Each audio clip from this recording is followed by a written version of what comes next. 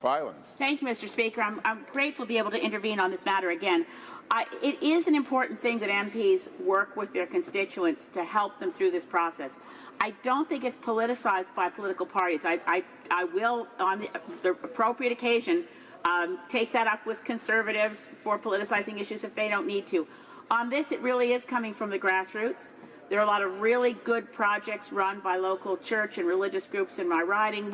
Every year they've qualified for summer grant funding. Every year they've had people in the community doing good work, and they have never had a political objective with those summer grants programs.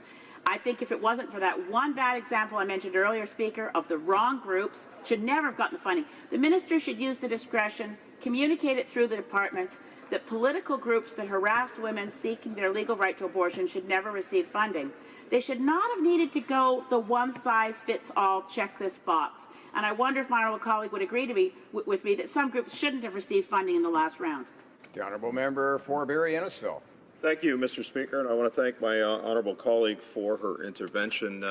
As I said earlier, one of the abilities that we as members have is to disseminate the money to certain organizations and certain groups. So in that case, a lot of discretion is left to the Member of Parliament.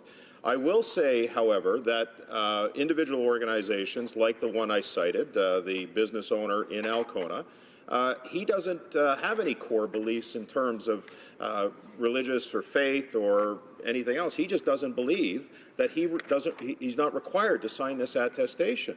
And so, dealing with constituents, walking them through this, I want to make sure, as a Member of Parliament, that I'm putting them in the best position I can, but I'm not going to ask them to sign something that they don't fundamentally believe that they should sign. And as I said at the onset, and I gave this example, I don't believe there's anybody in the government, if I told them to sign something that they don't believe in, that they would actually sign it for the sake of government funding. It just doesn't make sense.